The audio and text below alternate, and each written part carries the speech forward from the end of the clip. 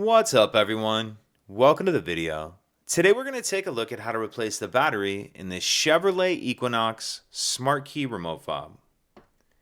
This Chevy Equinox key fob is going to use replacement battery CR2032, and I'll put a link in the description box of this video to where you can find these replacement batteries if you're in need.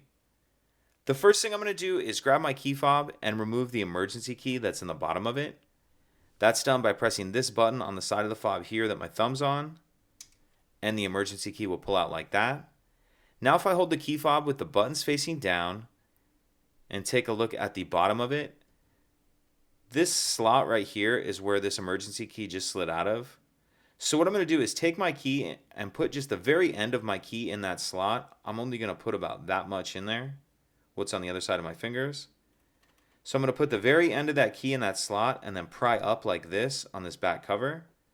So very end of the key in that slot and then pry up, and you can see it splits the two halves of the case apart. Pull those two halves apart, and in the back half of the case we see our battery right here.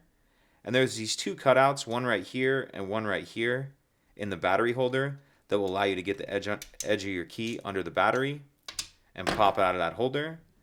Then I'm going to grab my new replacement battery, and you want to make sure that you're installing your new battery with the plus side down, positive side down, like that. Snap that battery down into that battery holder. Then we can snap the two halves of the case back together, slide our emergency key back in, and that's it. If you could take a second to like and subscribe, it helps us out, and I'd appreciate it. Thank you.